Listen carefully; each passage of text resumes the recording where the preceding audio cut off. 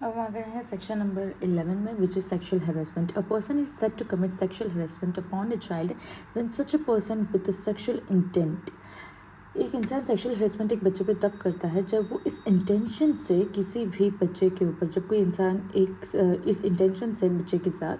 Clause 1, utters any word or makes any sound or makes any gesture or exhibits any object or a part of body with the intention that such a word or sound shall be heard or gesture or object or a part of body shall be seen by the child. कोई ऐसे शब्द बोलता है, ऐसे sound निकालता है, ऐसे हरकतें करता है, ऐसे तरीके से एग्जिबिट करता है, कोई चीज़ दिखाता है, किसी भी बॉडी पार्ट को दर्शाता है इस इंटेंशन से कि वो बच्चा जो है उसको देखे, सुने या उस चीज जेस्चर को समझे, उस हरकत को समझे. सेक्सुअल इंटेंट के साथ वो अगर ये करता है सेक्सुअल इंटेंट समझाने के लिए, तो वो सेक्सुअल हरेसमेंट होता है. Clause 2, makes a child exhibit his body or any part of his body so as it is seen by such a person or any other person. या फिर बच्चे की बॉडी पार्ट को दिखता एग्जिबिट करता है या करवाता है उसके किसी भी हिस्से को किसी भी इंसान के लिए या किसी भी इंसान के द्वारा किसी इंसान के और पर्पज से, तो भी वो सेक्शुअल हरेसमेंट में आता है. Clause 3, shows any object to a child in any form or a media for pornographic purposes. बच्चे को जब पोर्नोग्राफिक पर्पसेस के लिए कोई भी तरह की मीडिया के फॉर्म जो है वो शो किया जाता है, या ये बोलिए उसको सेक्शुअली सड्यूस करने के लिए, मैच्योर करने के लिए उसको पोर्नोग्राफ्स दिखाई जाती है, मीडिया कोई भी ऐसा दिखाया जाता है, तो वो भी सेक्शुअल हरेसमेंट में ही आता है. क्लॉज 4, रेपिटेडली और कॉन्स्टेंटली फॉलोज और वॉचेज और contacts a child either directly और through electronic, digital or any other means. अगर इस क्लॉज को मैं स्मॉल में बोलना चाहूँ तो मैं बेसिकली बोलना चाहूँगी जब कोई भी इंसान बच्चे को स्टॉक करता है विद द सेक्शुअल इंटेंट, तो वो क्लॉज 4 के तहत आता है कि उसको कॉन्स्टेंटली फॉलो करना, उसको वॉच करना, उस चाइल्ड को डायरेक्टली इलेक्ट्रॉनिक या डिजिटल मीन्स के थ्रू, तो वो सेक्शुअल हरेसमेंट के अंदर आता है. Clause 5, threatens to use in any form of media real of fabricated depiction through electronic film or digital or any other mode of any part of the body of the child or the involvement of the child in a sexual act. या threaten करता है कि वो use कर लेगा या किसी भी मीडिया के फॉर्म में रियल या फिर फैब्रिकेटेड डिपिक्शन का मतलब है नकली, एडिट करके इलेक्ट्रॉनिक या फिल्म या डिजिटल किसी भी तरीके से बच्चे के बॉडी पार्ट को या बच्चे की इन्वॉल्वमेंट को, involvement of the child sexual act के तहत जो उसकी इन्वॉल्वमेंट है उसको यूज़ करना, बस बेसिकली उसको रिकॉर्ड करके उसको यूज़ करने के लिए उसको बोलना कि मैं यूज़ कर लूँगा, तो वो सेक्शुअल हरेसमेंट भी होता है. तो कई बार ये सेक्शुअल हरेसमेंट का section sexual assault PSA section 3, 5 इनके साथ भी लगता है. ठीक है, क्योंकि आप उसको आपने जो किया उसके साथ आपने उसको रिकॉर्ड भी किया, अब उसको थ्रेटन कर रहे हो आप यूज़ करने के लिए, तो वो भी सेक्शुअल हरेसमेंट है. कभी कभार नहाने की वीडियो होती है which is very basic thing, तो क्योंकि आप नहा रहे हो बट उसको भी रिकॉर्ड करके उसको यूज़ किया जा रहा है कि हम जो है सबको दिखाएंगे वगैरह वगैरह, तो वो भी सेक्शुअल हरेसमेंट के केसेस में आता है. Clause 6, entices a child for pornography purposes or gives gratification therefore. ये बोलता है कि या फिर बच्चे को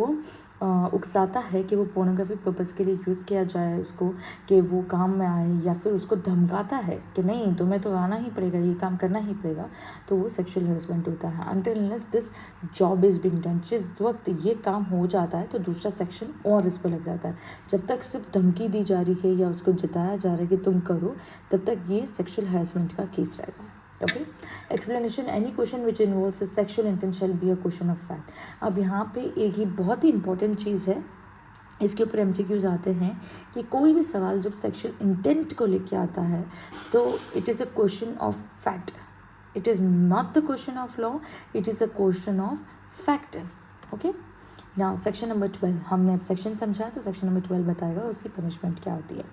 Punishment for the sexual harassment. Whoever commits the sexual harassment upon a child shall be punished with imprisonment of either description for the term which may extend to 3 years and shall also be liable to the fine. उसको जो है 3 साल तक की सज़ा और fine जो है वो मिलेगा, ये सज़ा उसको मिलेगी सेक्सुअल हैरेसमेंट की। नाउ आई रिक्वेस्ट जो भी सुन रहा है, आप अपनी कॉपी के अंदर ज़रूर लिखिए, एक शॉर्ट फॉर्म में ज़रूर लिखिए कि सेक्शन 11 जब हम पढ़ते हैं वो सेक्सुअल हैरेसमेंट के बारे में है,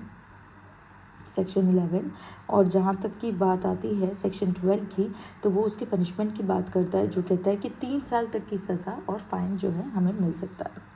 अगर हम रिवाइज भी करेंगे तो अगर हम ये सोचें कि PA से ही, जो कि सेक्शन नंबर 3 में था, तो उसकी पनिशमेंट सेक्शन नंबर 4 में थी। APS से, दैट इज एग्रीवेटेड PS से, सेक्शन नंबर 5 में था, उसकी पनिशमेंट 6 में थी। 7 में क्या था, सेक्शुअल असॉल्ट, देन 8 में उसकी पनिशमेंट, 9 में एग्रीवेटेड सेक्शुअल असॉल्ट, 10 में उसकी पनिशमेंट, 11 में सेक्शुअल हैरेसमेंट, 12 में उसकी punishment. So it's very easy to remember these sections. Moving on to the third chapter, which is using a child for pornographic purposes and punishment thereof.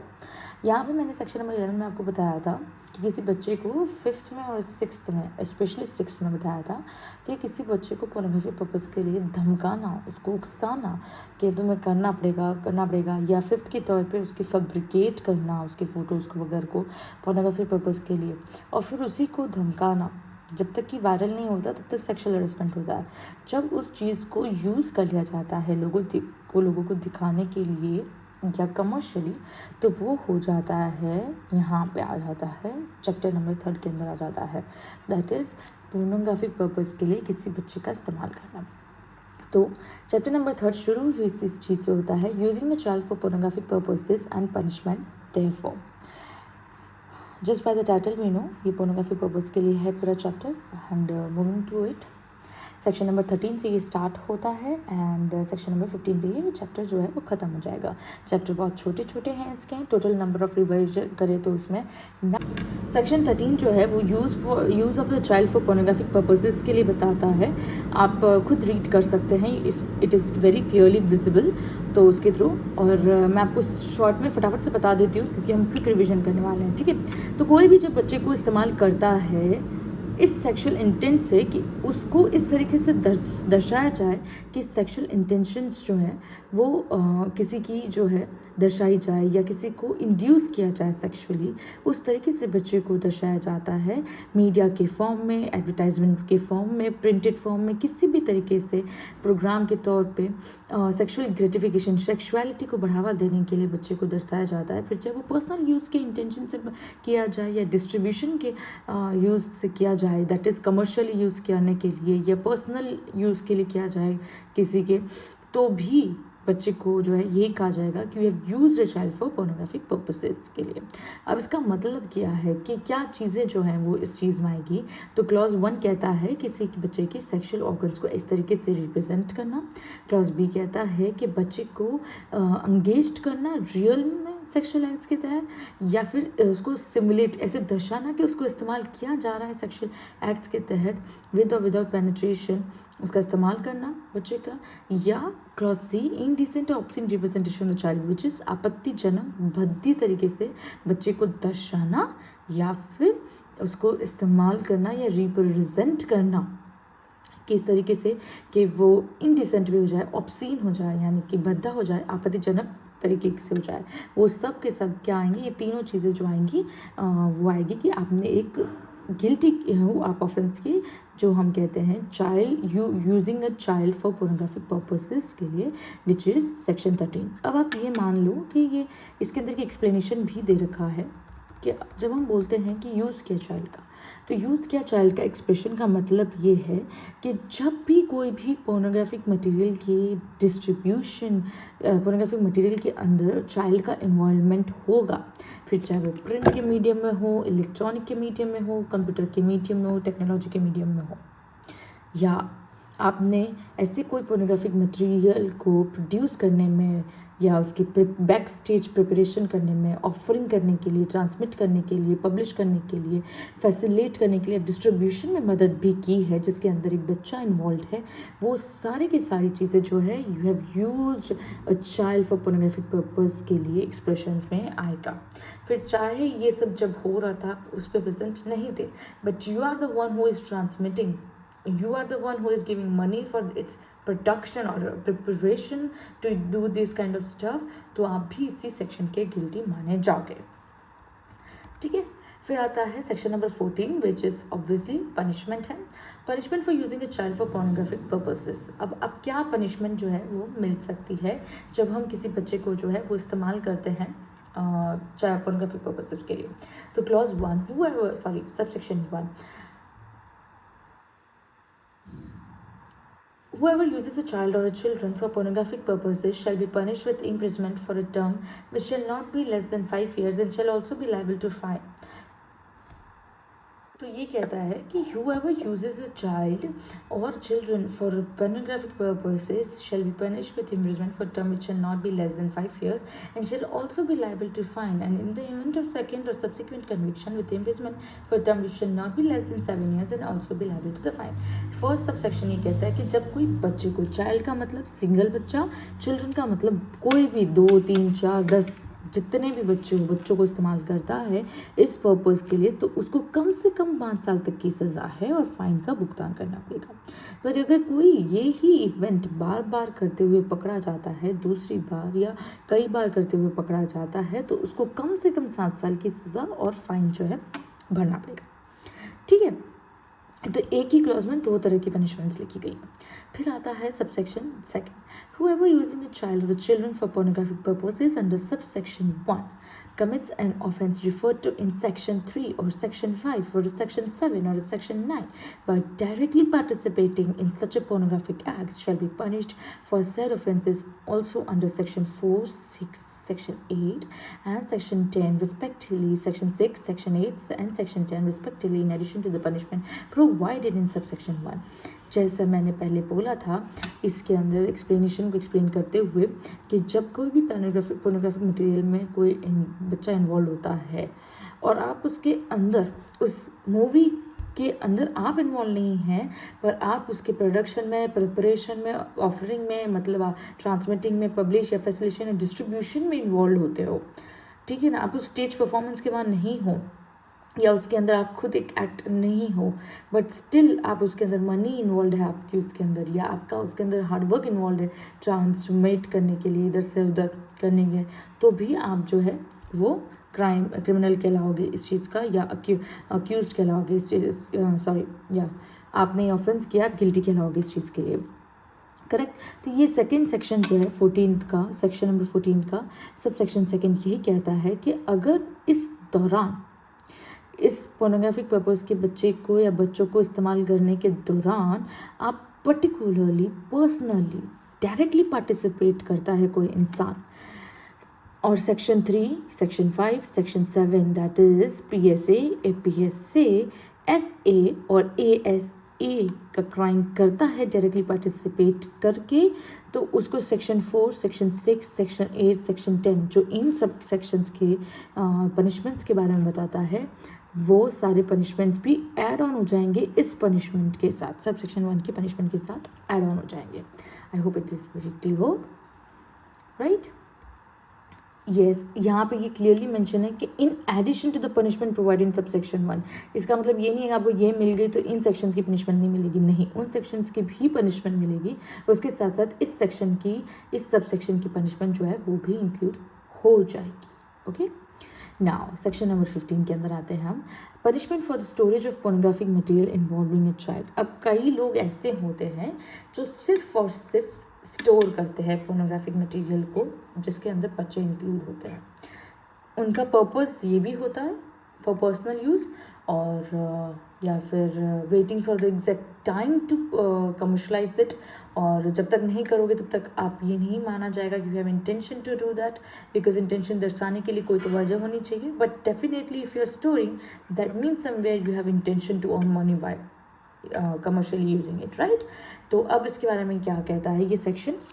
इसको हम deeply पढ़ लेते हैं। Section number 15, punishment for the storage of the pornographic material involving a child. Subsection 1, any person who stores or possesses pornographic material in any form involving a child but fails to delete or destroy or to report the same to designated authority as may be prescribed with an intention to share or transmit child pornography shall be liable to fine not less than 5,000 rupees, and in the event of a second or the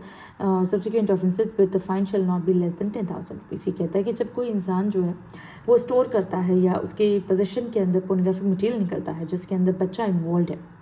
और उसमें वो fail हो जाता है delete करने के लिए या डिस्ट्रॉय करने के लिए, रिपोर्ट करने के लिए डेजिग्नेटेड अथॉरिटी को, देखो उसमें बच्चा इन्वॉल्व है, वो रिपोर्ट भी नहीं करता उसको जानते हुए भी, और ये इंटेंशन रखता है, ये इंटेंशन के साथ कि वो उसको शेयर करेगा, ट्रांसमिट करेगा चाइल्ड पोर्नोग्राफी को, तो उसके ऊपर 5,000 रुपये तक का फाइन जो है वो लगेगा कम से कम। पर यही सेम इवेंट अगर वो सेकेंड या बार बार करता है तो उसके ऊपर जो है फाइन लगेगा 10,000 रुपीज़ का। Very clear. फिर आता है subsection 2, any person who stores or possesses pornographic material in any form involving a child for transmitting or propagating or displaying or distributing in any manner at any time except for the purpose of reporting as may be prescribed or for use as evidence in the court shall be punished with imprisonment of either description which may extend to 3 years or with a fine or with both। ये कहता है कि जब कोई भी इंसान store करता है या पोर्नोग्राफिक मटेरियल को अपने पोजीशन में रखता है किसी भी फॉर्म में जिसके अंदर बच्चा इस्तेमाल किया गया है, उसको ट्रांसमिट करता है, प्रोपोगेट करता है या डिस्प्ले करता है या डिस्ट्रीब्यूट करता है किसी भी तरीके से किसी भी समय उसने किया गया हो for the purpose of reporting. Reporting का मतलब ये होता है कि अरे मैंने तो उनको बताने के लिए दिखाया था कि देखो इसमें वो वाला बच्चा इन्वॉल्व है। तो इस तरीके से जब किसी बच्चे को जो है इन्वॉल्व पोर्नोग्राफिक मटेरियल को प्रोपोगेट यानी कि दर्शाया जाता है, प्रचार किया जाता है, देखो बच्चा इन्वॉल्व है, डिस्प्ले किया जाता है, बार बार इधर से उधर भेजा जाता है ये बताते हुए कि बच्चा इन्वॉल्व है, जो जनरली एक PR टीम के तौर पे किया जाता है फेमस होने के लिए या फेमस कराने के लिए या फिर फैलाने के लिए कि देखो कैसे बच्चे को इन्वॉल्व किया गया है या फिर एविडेंस के तौर पे कोर्ट में हम इस्तेमाल करने वाले थे, हमने ये नहीं सोचा था कि इसका गलत इस्तेमाल हो जाएगा वगैरह फलाना ढिमकाना। तो उसके अंदर भी आपको पनिशमेंट है जो 3 साल तक की पनिशमेंट है और फाइन भी लग सकता है या दोनों। अब आप बोलेंगे ये ऐसा कौन करेगा, तो रूल ये है कि जब भी आप कोई पोर्नोग्राफिक मटेरियल आपके पास आता है जिसके अंदर एक बच्चा इन्वॉल्व है तो आप डेजिग्नेटेड अथॉरिटी को जाके डायरेक्टली बता दें। You don't need to tell everybody coming in to contact with you, ठीक है। तो आपको उसको बच्चे को फेमस नहीं करना है कि उसके साथ क्या हुआ या उसने क्या किया, आपको डेजिग्नेटेड अथॉरिटी के तौर पे रखना है और उसको इस बात को छिपा के रखना है। ये इसलिए किया जाता है ताकि बच्चे को सब कुछ समझा बुझा के दूसरा मौका दिया जाए to rehabilitate in the society, right. तो आप उसको प्रचार प्रसार में इस्तेमाल नहीं कर सकते हो। फिर चाहे कोई भी क्राइम के तौर पे हो, इसलिए जब भी क्राइम होता है तो बच्चे के साथ अगर विक्टिम होता है, बच्चा अगर विक्टिम होता है तो हमेशा वैसे भी विक्टिम का मुंह जो है छिपाया जाता है। I hope it's very clear. Subsection 3. Any person who stores or possesses pornographic material in any form involving a child for commercial purpose shall be punished on the first conviction with imprisonment of either description which shall not be less than 3 years, which may extend to 5 years, or with a fine, or with a both, and the event of the second or subsequent conviction with imprisonment of either description which shall not be less than 5 years, which may extend to 7 years, and shall also be liable to the fine. अब ये कहता है कि मान लीजिए जब कोई इंसान जो है वो पोर्नोग्राफिक मटेरियल जिसके अंदर बच्चा इन्वॉल्व है वो स्टोर करके रख रहा है अपने पास, ये पोजीशन में रख रहा है इस इंटेंशन से कि वो उसको कमर्शियल पर्पस के लिए यूज़ करेगा, बेचेगा, राइट, उसको बेचेगा, पैसे के यहाँ बेचेगा, उसको कमर्शियली इस्तेमाल करेगा या पैसे के ऊपर दिखाएगा लोगों को, इस इंटेंशन से वो अपने पास स्टोर करता है, अपने पोजीशन में रखता है, तो उसको पहली बार पकड़े जाने पे जो है 3 साल से 5 साल तक की सज़ा हो सकती है और फाइन भरना पड़ सकता है, ठीक है। और अगर वो सेकेंड टाइम पकड़ा जाता है या बार बार पकड़ा जाता है तो उसको 5 से 7 साल तक की सज़ा मिल सकती है और उसको फाइन भरना पड़ सकता है। इसी के साथ हमारा चैप्टर नंबर 3 जो है वो child using a child for pornographic purposes and punishment therefore complete होता है। अब हमारा चैप्टर नंबर 4 आएगा जो कि आता है abetment of and attempt to commit an offence. यहाँ तक हमने पढ़ा कि बच्चे का इन्वॉल्वमेंट क्या होता है, क्या ऑफेंसेस होते हैं। अब जो नेक्स्ट चैप्टर है उसमें हम ये पढ़ेंगे कि कई बार कोई इंसान कोई क्राइम करना नहीं चाहता है पर उसको उकसाया जाता है, कई बार पैसों के लिए, कई बार क्यूरोसिटी के तौर पे, तो कई वजह हैं जिसके तौर पे उसको उकसाया जाता है बदला लेने की भावना में कि मुझे पता है कि वो इंसान नादान है तो मैं उसको उकसाऊंगा तो मेरा बदला वो जो है तीसरे इंसान से ले लेगा। तो इस भावना से भी, तो उकसाने की भावना को, भड़काने की भावना को अंग्रेजी में, इंग्लिश में अबैटमेंट कहते हैं। डोंट अबैट, भड़काओ मत, राइट, सो अबैटमेंट कहते हैं। तो किसी भी ऑफेंस को कमिट करने के लिए या उसको करने के लिए उकसाना वो क्या होगा, कौन करेगा, क्या क्या इन्वॉल्वमेंट है इसके अंदर, क्या क्या चीज़ें इन्वॉल्व है, क्या पनिशमेंट्स है, वो सब हमारे नेक्स्ट चैप्टर 4th चैप्टर के अंदर पढ़ेंगे. For now this is it for this video. Meet you in next video.